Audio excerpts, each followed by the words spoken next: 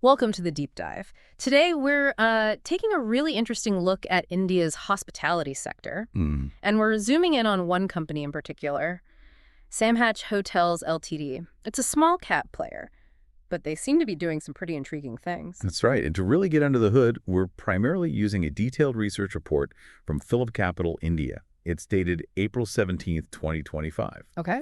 It's actually an initiation report, so it gives a fresh, comprehensive look at their business model, their financials, Mhm. the whole picture, plus the industry context. Great.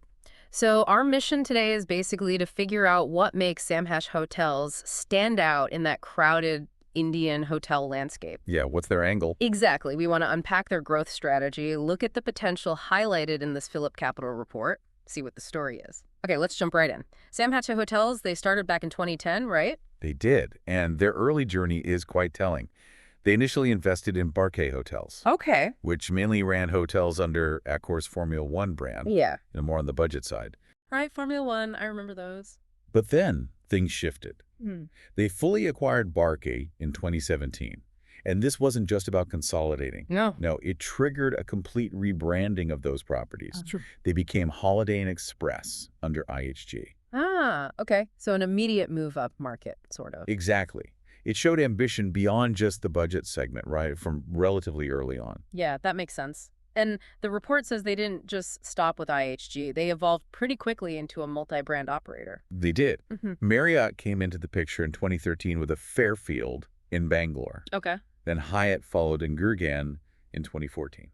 So why bring in all these different global names? What was the strategic thinking there? Well, it's about diversification, really. Partnering with Marriott, Hyatt, IHG, Hmm. it gave them access to different types of customers, different price points, Spreading the risk, basically. spreading the risk, broadening their market reach. And it continued, like with the acquisition of Ascent Hotels, which brought in a Hyatt Regency. Ah. So fast forward to now, or at least when this report was written, they have a portfolio of 4,823 keys. Wow, that's a lot of rooms. It is, across 31 hotels, spanning 13 major cities in India. And that's after they sold their Four Points by Sheraton in Chennai, just this February. Right, I saw that note. Strategic sale. Exactly. And the result? They are now India's largest multi-brand hotel manager. Largest in India. That's quite a title. That's a significant position, yeah. And it sounds like they're not slowing down. The report mentions a future pipeline. Oh, yeah, definitely looking ahead. They're planning to add around 500 more keys, Okay. primarily in Bangalore and Hyderabad, and that's expected within the next 3 years. So doubling down on those key cities. Which brings us neatly to their core strategy. This is where I found it gets really interesting. They seem to specialize in acquiring and turning around, what does the report call them?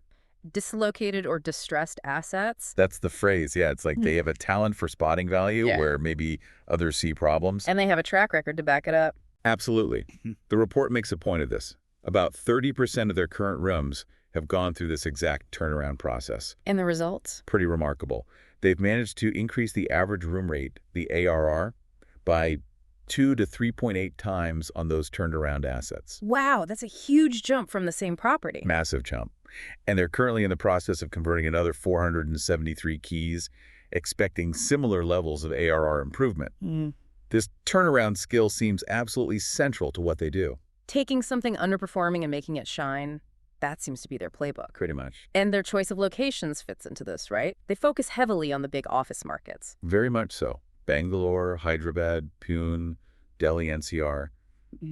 That focus gives them a certain stability. Because of business travel? Exactly. Consistent corporate travel demand.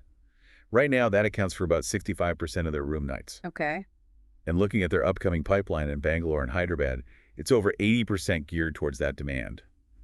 It helps shield them a bit from the ups and downs of purely leisure travel. Makes total sense. Reliability.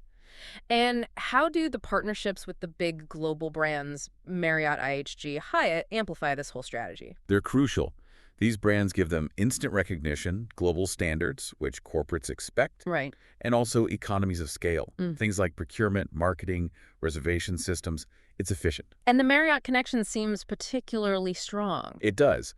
The report notes about 65% of their revenue in FY24 came via Marriott Hotels, Okay. and around 70% of the new pipeline is also slated to be Marriott branded. So yeah, that relationship seems to be deepening. All right, so we've got a good handle on SAMHI's identity, their core strategy. Now, let's look at the drivers. What does the report say is really fueling their growth potential? Okay, one big factor is what they call improving their key mix. Key mix, meaning the type of room. Exactly. They're actively increasing the number of rooms in the upper upscale and upscale segments. Moving up the ladder, so to speak. Precisely. The projection is to go from 22% of their total rooms in those segments in FY24, Okay. up to 27% by FY27. And why is that specific shift upwards so significant? What are the benefits? Well, the economics are pretty compelling. According to the report, upgrading an asset to upper upscale or upscale can basically double the income it generates. Double, just from the upgrade. It's double the asset income, yeah. Yeah. And it also boosts operating margins for that same property by a hefty 600 to 1,000 basis points. That's a huge margin improvement. It is. These higher-end segments typically deliver return on capital employed ROCE in the high teens, Compared to maybe mid-teens for the other segments. So this deliberate shift is expected to drive ARR growth at a CER of about 10.3% Okay. and push their overall company operating margins towards 38% by FY27. So more premium rooms equals more profit. Simple as that. Higher end, higher returns. Got it. What about the wider market? The report mentions industry tailwinds. Is the overall Indian hotel scene helping them out? Very much so. The report actually calls this a golden period for the Indian hotel industry. A golden period. Wow. Yeah. Occupancy rates are strong, and that's letting hotels push up their ARRs. Margins are heading towards that 40% mark across the industry, which is very healthy. And what's driving that demand? A couple things. Rapid office space growth, especially with global capability centers, the GCCs, expanding in major cities. Right, the GCCs are huge now. Exactly. And crucially, the supply of new hotels isn't keeping pace in these key markets. Ah, the supply side. Yeah, supply growth is expected to be in the low to mid-single digits. So strong demand meets limited new supply. Which means hotels can charge more. Precisely. It creates a really favorable pricing environment. Okay, so strong market forces. But SAMHI is also working on its own internal efficiency, right? Financial improvements. Absolutely. They've already shown progress there. Okay. Operating margins went from 28% in FY24 up to 35% in the first 9 months of FY25. That's a good jump. Why? Partly due to lower costs related to their employee stock ownership plan, their ESOPs, Okay. and also better margins coming from their ACAC portfolio, which we should definitely talk more about. Yes, let's circle back to that. And they expect further margin expansion. Plus, their debt levels are improving. Net debt to EBITDA is projected to fall from 4.9 times down to 3.1 times by FY27. That's a healthier balance sheet. Definitely. Driven by growing profits. And it even looks like they're using technology to help. Yeah, they've developed their own platforms, which is interesting. There's SAMHI Intel. Intel, like intelligence. Yeah, data analytics. Mhm. For strategic reviews, Yeah. finding efficiencies across the hotels. Smart. And then there's Sam Connect that uses IoT, Internet of Things, for monitoring maintenance, Yeah. energy use, things like that. So tech helping with operations and cost control. Seems to be the goal, yeah. Streamlining things. Okay, let's really dig into this acquisition and turnaround expertise. It feels like the absolute core of their DNA. The report gives some great examples. What do they look for in a target hotel? Right. Their criteria seem quite specific. They want underperforming or undervalued assets, but critically, in high-demand locations. Location, location, location. Still key. And the property needs potential for rebranding under one of those strong international flags they partner with. Okay, size matters. Seems so. Minimum 100 keys, typically. And they prefer hotels that are already operating. Why operating? Quicker turnaround. Exactly. Yep. Minimizes development risk and timelines. They want a short CapEx to revenue cycle. Ideally, get the upgrades done and see the revenue boost within, say, 4 to 6 quarters. Speed is important for those returns. Crucial. Okay, the ACIC portfolio. That sounds like a major one. Tell us about that acquisition. It was significant. In FY24, they acquired 962 rooms through this ACI deal. Nearly 1,000 rooms. Yeah. Mostly Fairfield by Marriott and 4 Points by Sheraton brands. This move actually made SAMHI the largest Marriott owner in India at that point, Largest Marriott owner. Wow. holding substantial shares of both the Fairfield and 4 Points inventory in the country. Okay. And the report highlights a strategic shift within that portfolio, from franchise to managed. Yes, that's a key point. Moving from a Marriott franchise model to a managed model. Okay, break that down for us. What's the practical difference and why does it impact margins? So think of it like this. As a franchisee, SAMHI pays Marriott fees for the brand, the booking system, marketing, etc. but largely runs the hotel itself. Okay. Under a managed agreement, Marriott gets much more involved in the day-to-day operations. The fee structure changes, but it often gives SAMHI, in this case, more levers to pull regarding operating costs and implementing their own efficiency playbook. Ah, so more control leads to potentially better cost management. That's the idea. Mm. It allows them to apply their turnaround expertise more directly, Yeah. aiming for those higher profit margins, potentially around 40% for this ACC's portfolio by late FY25. Right, more hands-on control driving profitability. And this asset recycling strategy, selling off properties. Yeah, it's not just Yeah. about buying. It's about actively managing the portfolio. They sell assets that might be underperforming or don't fit the long-term strategy, Okay. and then reinvest that capital into buying new hotels or upgrading existing ones with higher return potential. Like the Chennai sale you mentioned earlier. Exactly. Sold for Eris $535 million.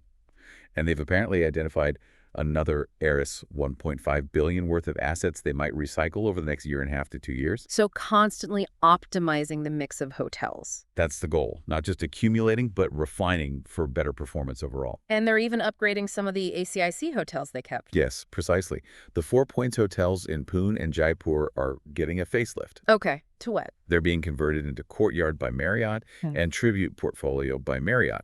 That's a step up from upper midscale into the upper upscale or upscale category. Right, back to that improving the key mix strategy. Exactly. And as we discussed, that kind of move is expected to potentially double the revenue per key and significantly improve margins. It really showcases their value-add approach. Doubling revenue from the same footprint. Impressive. What about the Tribute by Marriott in Bangalore? Another example. Yes, another interesting one.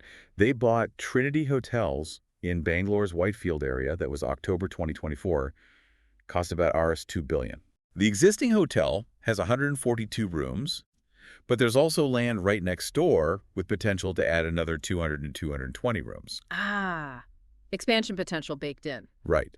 And the plan is to rebrand the existing part as Tribute Portfolio and potentially the new build as a Westin both Marriott brands, both in that desirable upper upscale segment. And the numbers, what kind of uplift are they expecting? Well, the old Trinity Hotel was doing an ARR around Rs 3,300. Okay. Post-rebranding to Tribute, they're targeting at least Rs 6,500 ARR. More than double again. Exactly, plus strong EBITDA per key. The Tribute part should be up and running by FY28, and they're projecting high-teen ROCE on that investment. It looks like a very attractive deal with significant upside. Okay, these examples are great, but the report also includes some historical case studies, right? To show this isn't just a recent thing. Sheraton Hyderabad is one. Yes, Sheraton Hyderabad is a fantastic case study of their model. They bought it when it was operating under a different brand, Regenta, cost them about Rs 1.7 billion. It had 158 rooms, occupancy was low, only 41%, and the ARR was down at Rs 3,349. Not great numbers, but the location. The location was prime, right in Hyderabad's high-tech city, a major office hub. So, great spot, but the hotel itself was underperforming. Classic turnaround potential. So what did SAMHI do? They went big, added 114 more rooms, so significantly larger. Wow. Did extensive renovations on everything, rooms, public areas, banquet halls, added new amenities, meeting rooms, spas, restaurants, a pool. Essentially brought it up to the Sheraton standard. Total transformation. Total transformation. Rebranded it as Sheraton. And the result, ARR doubled to over Rs 6,500. Occupancy shot up. And long term. Over 10 years, the report says ARR increased 3.8 times, and RevPAR revenue per available room went up 7 times. 7 times Rev. Incredible value creation. Really shows what their model can do. Clear proof of concept. What about the other case study, the Holiday Inn Express portfolio? That sounded like a huge undertaking. It was a big portfolio acquisition from AZR back in August 2017, 1319 rooms. And they moved fast, rebranded all of them to Holiday Inn Express under IHG. Then they renovated something like 1,400 rooms across 8 different cities. 8 cities. In just 8 months. 8 months. That's incredibly fast for that scale. Super ambitious timeline. But they did it. Redesigned rooms, public areas, added gyms, meeting spaces, tailored it to the Holiday Inn Express customer. And the financial impact? Since that renovation and rebranding, they've doubled the ARR for those properties. Again, large-scale, efficient execution leading to major revenue growth. Okay, so looking forward now. Based on this report, where is SAMHI's future growth coming from? What are the main engines? Well, obviously, the new properties in the pipeline are key. Right. Like the W Hyderabad we touched upon and the Tribute and Westin in Bangalore. The W Hyderabad is interesting. It's a long-term variable lease. Variable lease, how does that work? It means their lease payments fluctuate, likely based on the hotel's performance rather than being a fixed rent. It can reduce their upfront capital risk. Ah, more flexible. Less fixed cost burden. Exactly. And it's a W by Marriott, targeting the luxury segment in high-tech city. They expect the EBITDA per key there to be about 20% higher than their existing Sheraton nearby. So, moving even further upmarket in some cases. Seems so. And that variable lease model itself is something they want to expand. Okay, we'll come back to that. What else drives growth? The industry tailwinds we mentioned are still very much in play. That low supply growth in their main markets, Bangalore, Hyderabad, Compared to demand. compared to demand, which is expected to grow much faster nationally, that supply-demand imbalance should continue to support pricing power. Makes sense. And the report also talked about India becoming a bigger MACE destination. Meetings, incentives, conferences, exhibitions. Yes, that's a growing factor. The government has initiatives like Meet in India. Right. India's already ranked 7th in Asia-Pacific for MCE. Think about the G20 summit showed the potential demand boost. Plus, new infrastructure like Farhat Mandapam, Geo World Convention Center. That all helps attract bigger events. And more events mean more hotel stays. Directly. And then there's the continued expansion of the Global Capability Centers, the GCCs. Still a major driver, especially for SAMHI's core markets. Absolutely. Office leasing is hitting records in top cities, and GCCs are taking up a huge chunk of that, like 40%. Wow. Bengaluru, Hyderabad are the epicenters. The number of GCCs is projected to keep growing significantly, which just fuels corporate travel demand. Constant flow of business travelers. Exactly. And finally, don't forget basic travel trends. Air traffic. Ah, yes. More flights, more hotel guests. Pretty direct correlation. Both domestic and international air travel have seen strong recovery and growth post-COVID. Okay. Plus, you have newer trends boosting travel like concert tourism, religious tourism becoming more organized, and major airport expansions are underway or planned in places like Navi Mumbai, Juar near Delhi, Chennai, all signaling future demand growth. So, multiple factors supporting continued demand. Let's pivot back to the financials. We touched on improving margins and debt reduction. What's driving that positive financial picture? Okay, margin expansion. Key drivers are, 1, optimizing that ECS portfolio as more hotels switch to the managed model. Right, the efficiency gains there. 2, a big drop in their ESOP costs. Those are projected to fall quite dramatically between FY24 and FY26. Okay, that helps the bottom line. Definitely. So the target is operating margins over 38% company-wide by FY27. And at the hotel level, maybe even hitting 41%. Very healthy margins. And that variable lease model you mentioned earlier, how does that fit into the financial strategy? They want to increase the share of their business under variable leases. It was 13% in FY24. Okay. The target is to get that up to maybe 20–25%. The thinking is this improves their overall return ratios because it's less capital intensive upfront for SAMHI compared to owning or a fixed lease. More capital efficient growth. Got it. What about the debt? They had a plan to reduce that. Yes, clear focus on deleveraging. The goal is to bring net debt down to around Air's 17–18 billion in the next 2 to 3 years. Through a mix of things. Cash generated from selling assets via that asset recycling strategy. Right, the RS 1.5 billion pipeline. Exactly. And also just internal cash flow generated from the improving hotel operations. Okay. Their target net debt to EBITDA ratio is about 2.7 times by FY27. The research report forecasts it at 3 times, so pretty close alignment there. A much stronger financial footing. Definitely sounds like a solid plan for financial stability. Okay. Okay, so pulling it all together, the PhillipCapital report gives SAMHI a BUI rating. What's the core investment thesis? Why are they bullish? Right. Initiate with BUI target price of Rs 243 per share. That represented about 38% potential upside when the report came out. Significant upside. Yeah. The key strengths they highlight are 1, SAMHI's position as the largest multi-brand operator in India. 2, that proven acquisition and turnaround model, especially effective in strong office markets. 3, the strategic shift towards that more profitable key mix the upscale segments. And 4, strong institutional backing. Okay. And the growth forecasts backing that rating. They're projecting robust growth. ARR expected to grow at a CAGR of 10.4% over the next 3 years. RIF pair at 11.4% CAGR. And looking at the company's overall financials between FY25 and FY27 estimates, net sales CAGR of 8.9%, EBIT to CAGR of 11.9%, Solid growth. and profit after tax, PAT, growing at a very impressive 58.9% CAGR. Wow, that PABI growth is striking. Yeah, benefiting from operating leverage and potentially lower interest costs as debt comes down, it paints a very compelling growth picture. It certainly does. But of course, every investment has risks. Does the report mention potential downsides? It does, briefly. The main ones flagged are potential delays in getting their pipeline projects built or upgraded on time. Execution risks. Execution risk, yeah. Also, a degree of concentration risk. They are quite heavily reliant on just two markets, Bangalore and Hyderabad. True, that came up a few times. And finally, the potential for some of their big institutional shareholders to sell down their stakes. ASICs, for example, holds 17%, and their acquisition price was around Rs 238. So an overhang risk, perhaps, things for investors to keep in mind. Right, important context. Okay, let's try to summarize this.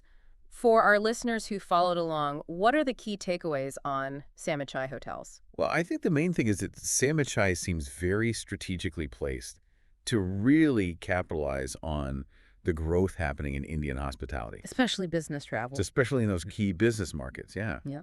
Their unique model, acquiring, upgrading, rebranding under strong international flags, seems proven. Mm-hmm. Combine that with the favorable industry trends, strong demand, limited supply growth, and you've got a pretty compelling story for expansion and better profitability. And if there's one potential aha moment from this deep dive? For me, it's probably the sheer scale of the upside projected in this report. Yeah. It's not just one thing, it's the combination of their specific strategy, their proven execution, and the strong market tailwinds all coming together.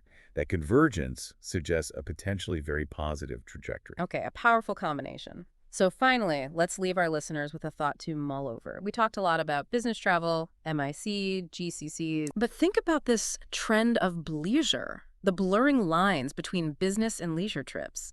It wasn't explicitly detailed here, but how might that trend further boost a company like SAMHI operating in these major city hubs? Something to consider as you look at the broader future of hospitality in India. Interesting angle. Thanks for joining us for this deep dive.